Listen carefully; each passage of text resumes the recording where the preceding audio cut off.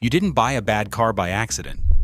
The manufacturer knew about the problem before it left the factory, and they shipped it anyway because the math worked in their favor. A warranty extension costs less than a recall. A quiet technical bulletin costs less than a lawsuit. Consumer Reports just confirmed it. With 400,000 real owners surveyed, 10 brands publicly destroyed, and repair bills that nobody at the dealership warned you about. These aren't edge cases. These are patterns. Let's go through them one by one. Number 10, Volkswagen. Volkswagen dropped 11 positions in a single year. That's not a bad cycle. That's a structural collapse. The main culprit is their new turbocharged four-cylinder platform, where 63% of surveyed owners reported transmission hesitation significant enough to affect your daily driving before hitting 30,000 miles. The pattern of complaints emerging so early and so consistently suggests this should have been caught in pre-production testing. Whether it was ignored or genuinely missed, the result is the same for your wallet. The average out-of-pocket repair bill for the associated gearbox failure runs $3,400 after warranty and after you have already paid $50,000 for the car. That's not your bad luck. That's a quality control decision transferred directly to you. And Volkswagen's entry on this list is almost minor compared to what comes next. Number 9, Chevrolet. Chevrolet has been bleeding reliability points for 4 consecutive years, but 2026 is the year the bleeding became critical. Their full-size trucks are now ranked dead last in the pickup segment, with owners reporting an average of 2.8 problems per vehicle in the first 12 months. Nearly 3 failures on a $60,000 truck before its first birthday. The infotainment system alone generated more complaints than any single component in the survey, with owners describing screens that freeze mid-navigation, restart unexpectedly, and in multiple documented cases, go completely dark on the highway at night. I need to stop here, because this one genuinely bothers me. A blackout screen isn't a software glitch, it's a safety event. You lose your backup camera, your navigation, your blind spot alerts, all at once. That's not an inconvenience. That's a situation. And the fact that this passed final inspection on a $60,000 vehicle tells you exactly how seriously General Motors quality gates are being enforced right now. But before we get to the top 5, there's a systemic pattern connecting the next few brands that nobody in the industry wants to say out loud. Ram was positioned as Chevrolet's direct competition. In 2026, it is their neighbor in the basement. 41% of Ram diesel owners reported a major powertrain issue before reaching 100,000 miles. Put 4 Ram diesel trucks in a parking lot, and nearly 2 of them will have had a serious engine or transmission failure before reaching 100,000 miles. This is a truck marketed to contractors, farmers, and small business owners, people for whom a breakdown is not just an inconvenience, it is lost income and a missed contract. Ram's response was a warranty extension on select trims, not a redesign, not a recall. A warranty extension shifts the economics in the manufacturer's favor. They cover the repair inside the window and avoid the full cost of a formal recall. The problem gets fixed on their terms, not yours. 7. GMC. General Motors truck division and Chevrolet share the same platforms, factories, and suppliers, so it shouldn't surprise anyone that GMC landed here with nearly identical complaint profiles. The number that reveals how deep this runs is their warranty repair rate. 38% of new owners were back at the dealer within 12 months for a covered repair. That's not a car company selling trucks. That's a subscription service for dealership service bays. General Motors spent $2 billion marketing those trucks last year. The advertising works perfectly. The trucks, not so much. Number 6. Jeep. 2026 represents the worst single-year performance in Jeep's modern history. The Wrangler, starting at over $55,000, received a reliability score of 11 out of 100. The industry average is 52, and the category leader scored 84. How does a vehicle with that price tag score so low? Owners documented chronic electrical failures, soft top seal degradation, and a transfer case defect that produces 0 warning lights, leaving owners with no alerts or notifications. You find out the 4-wheel drive stopped engaging when you actually need it. Technical service bulletins referencing this defect are publicly documented in the Federal Vehicle Safety Database from 2024. The paper trail exists. What does not exist is a direct notification to the owners affected. We're halfway through, and every brand so far shares one common thread. These aren't small operations on thin margins.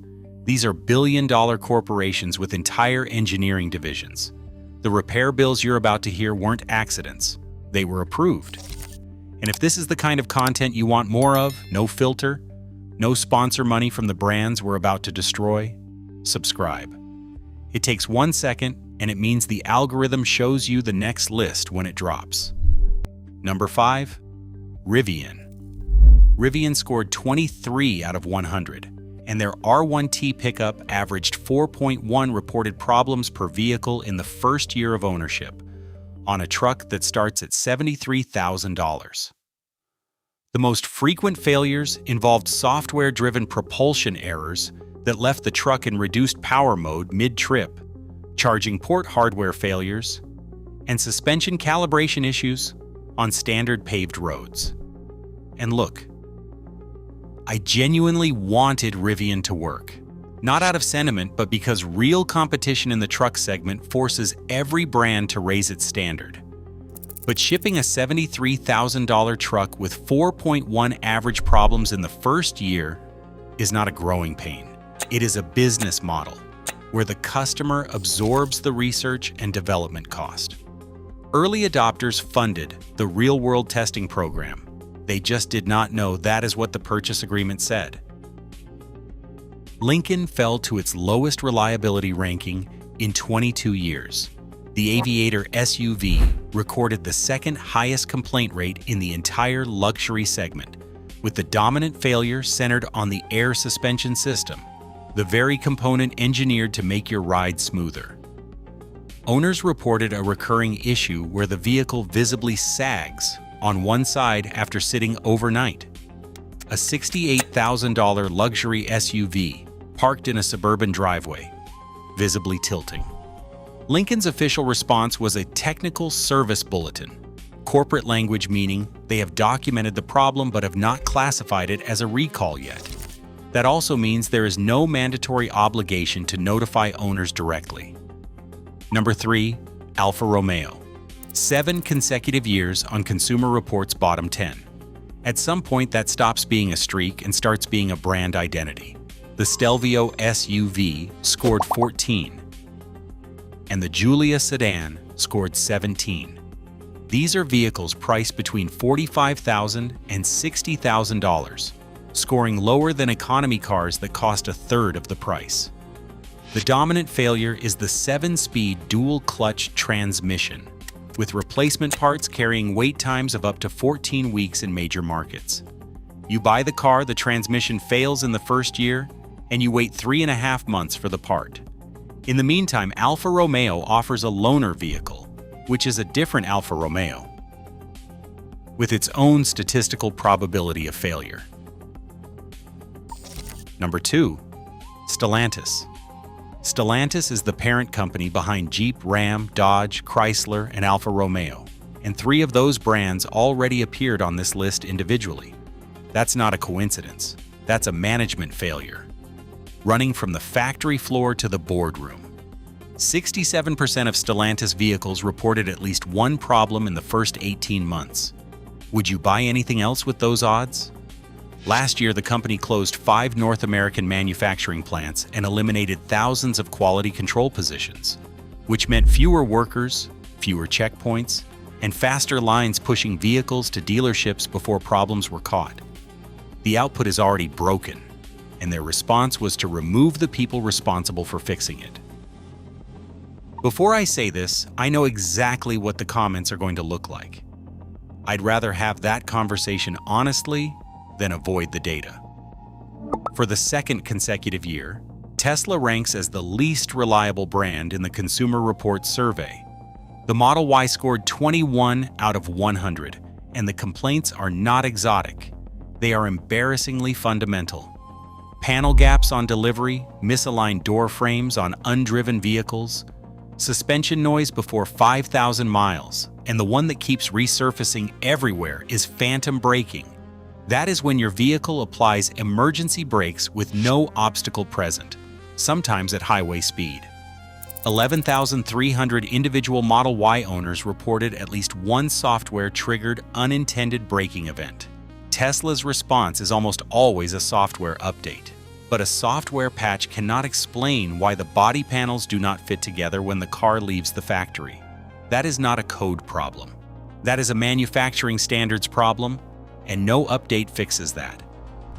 Someone at each of these companies ran the numbers, recall cost versus warranty extension versus a technical service bulletin that reaches dealers but not the people driving the vehicle.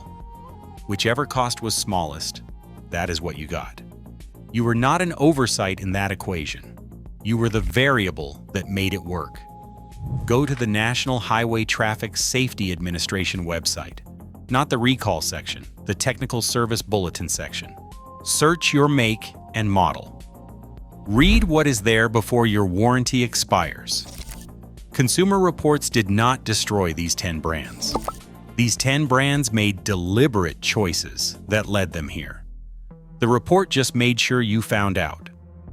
Now tell me in the comments, which brand do you think takes the #1 spot on the 2027 list?